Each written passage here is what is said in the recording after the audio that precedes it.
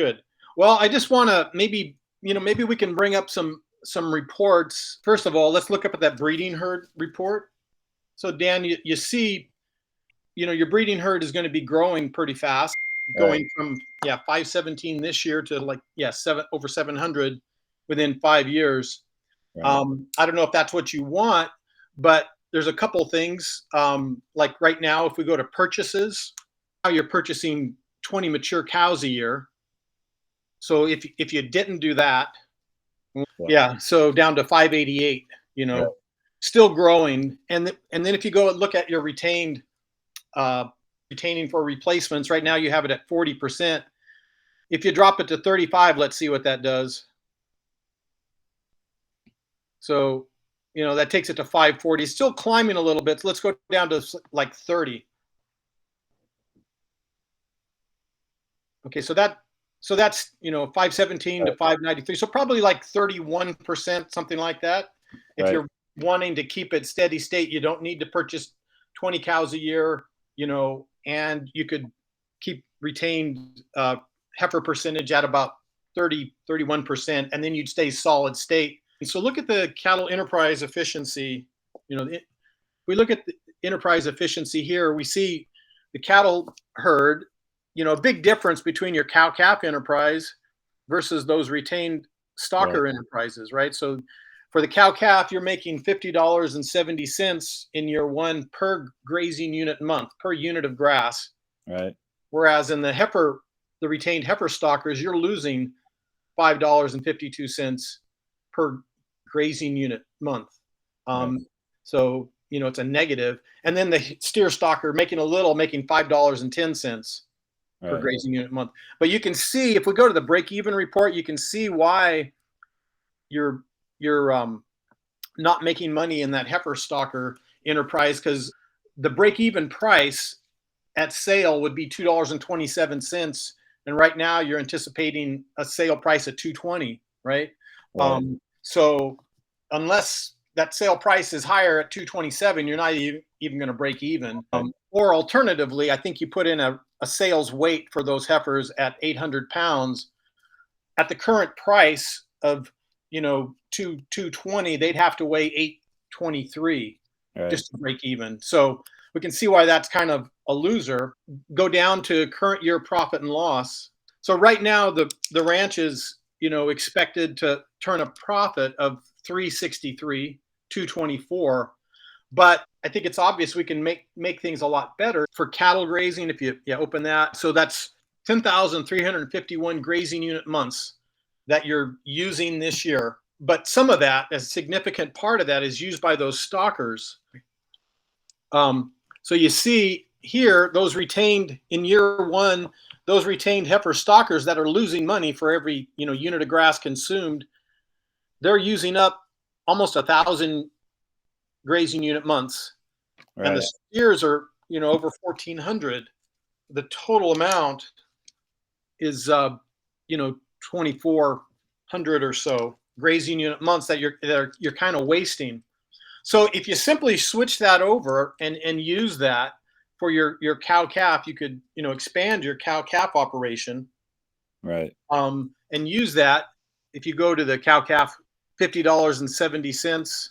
So if you're using that total amount of grass instead of for the stalkers, but for the cow calf, and you multiply that out, those grazing unit months times that $50.70, it comes up to $136,477 increase in gross margin. Okay, to make that trade, you're going to lose the gross margin in year one for your steers and heifers. So the balance of that is 1,892. So the increase in gross margin from shifting to a cow calf enterprise is 136,477 minus that 1892. It equals $134,585 increase in gross margin or gross profit. So it shifts that profit and loss from 363 up to 497. So just doing that alone, right? That makes an increase of 37% in profit, over $134,000. And that's not even, we're not even doing things better, right? We're just doing more of the better things, right? Without something like this, you can't tell what's making money and what isn't making money. And this makes it clear. That's just kind of scratching the surface. Because one of the things that I saw is that, your cows are calving at 3 years old, right? Right. So right now we have them calving at 3 years old. So, you have an extra year of development to get them to be productive. It might be worth considering making some changes, maybe even, just like feeding your yearling heifers, getting them up to cycling weight, maybe Right. spending a little money at the beginning, getting them up, to a heavier weight to cycle, and then breeding them and, cutting off a third of their development time and a third of that investment. Yeah, I kind of looked at it, you'd have to kind of go back and forth between the heifers and the purchase of cows. That's something we could definitely figure out. Okay, so if we go to inventory, those H2s, add those to your mature cows. So it's going to be 361, and then 18 open, and then 60 total pregnant, because you're put 0 there. They're going to stay at 60. And then in statistics, your wean percentage for those on your H2s, it might go down a little bit to like 95 maybe, because these are younger. And your pregnancy percentage goes down to 88, because they're younger. Right. And then your H1s pregnancy percentage, maybe let's say 95%. Call percent, I'd say say 3%. Yep, save. And go down to your management. So let's say 95%. H1s pregnancy tested is open. I'd probably sell 100% of those. How do you incorporate that cost of keeping an open? It'll work it out. It'll show. Will it? Because you got the direct costs per year and you got the Oh, yeah. mortality, You're right. and it'll, like Prego spaghetti sauce, it's in there. Yeah. Yeah, you're right. I didn't think about that. So let's just keep the rest the same. Go to sales. So your H1s, let's say that it's selling, open H1 selling in March instead of August. They're going to be smaller. So they're, say maybe they're, say 850, Right. something like that. And what do you think a price? 220. Okay, so say 220. And then the cull H1s, those are going to be sold like November, December. You come to breed and you say, I think we said like 3%. For whatever reason, they didn't look as good as you thought.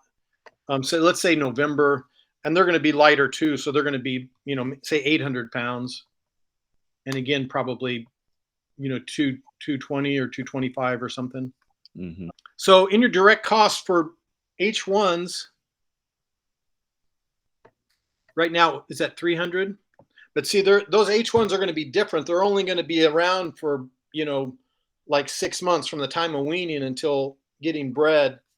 So it's going to be part of the year, but we're going to increase their feed. Let's say we give them $100 a piece to increase feed to get them to gain and breed back better. Right.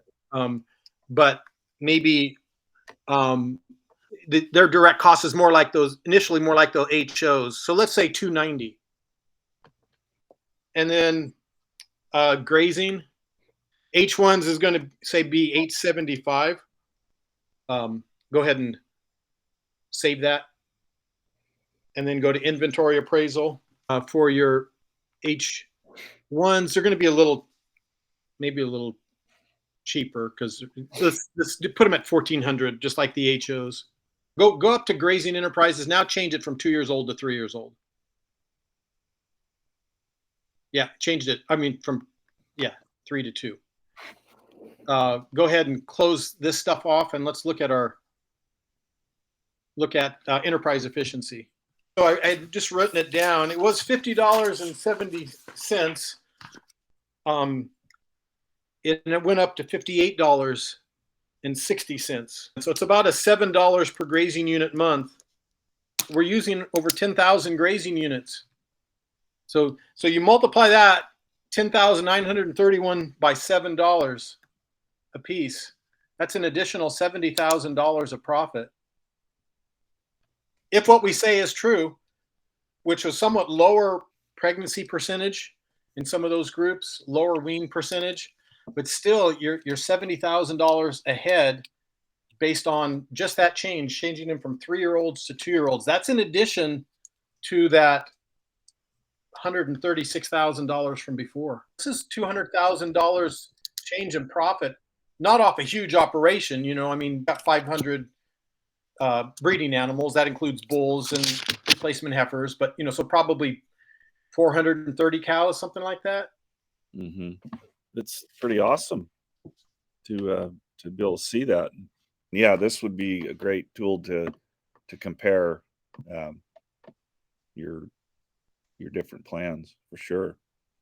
If you have all the information from outside, like the grass and the market, if you have all that down, and then you apply it in here and cross-reference everything, it'd be obvious which way you're going to go by using this. We didn't even touch on it, but look at that enterprise, the sheep enterprise efficiency. I mean, see how good that is?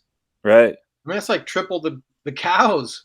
That's and I know there's limitations. Yeah, you're gonna become a sheep herder. Yeah, the sheep look great on here, huh? Yeah, they really do. So to whatever degree, you can enlarge that. I know there's limitations. That's very promising. Yeah. Yeah. Now that you've done the hard work of putting in, real numbers, and of course it all changes time to time, but now is the fun part, right? Now is the fun part of like, hey, let's change this. What if I did this different? The sky's the limit to your own imagination as to how you might think of things and then kind of test drive them. Right.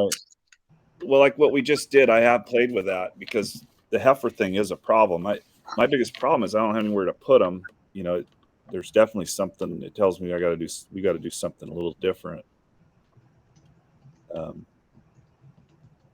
Whether maybe it's as simple as finding another ranch to rent, Well, you look at, I mean, some of those returns, right? I mean, just changing from 3-year-olds to 2-year-olds can increase your profit by $70,000 or more.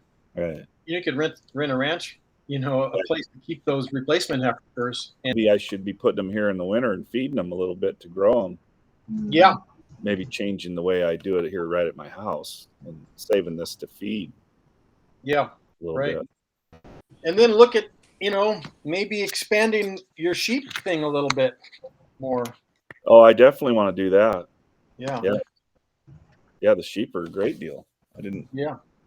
If you want to know whether you're actually making a dime, then you need to get it in here, and then maybe there's holes in your management.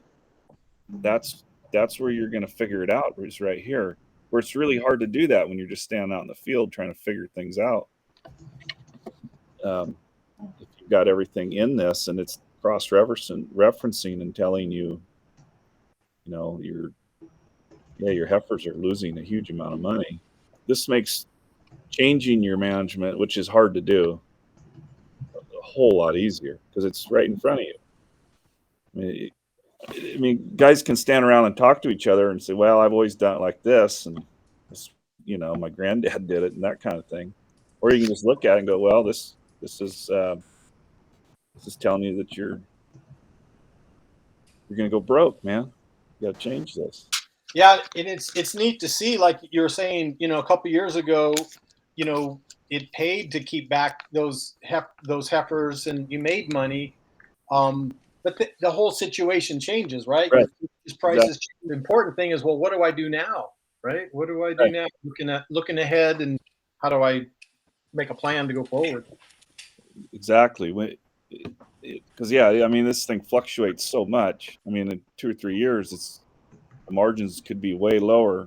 This is an easy way to change to tell you where your change needs to come, or if you don't, maybe you're doing things great and I guess is how efficient do you want to be? You know, that's the question, is how efficient do you want to be? Do you want to just kind of roll through it and throw cash in the mud, or you want to try to streamline it and actually make a little money?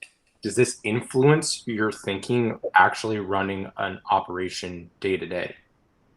Yeah. This would definitely influence what I'm doing. Okay.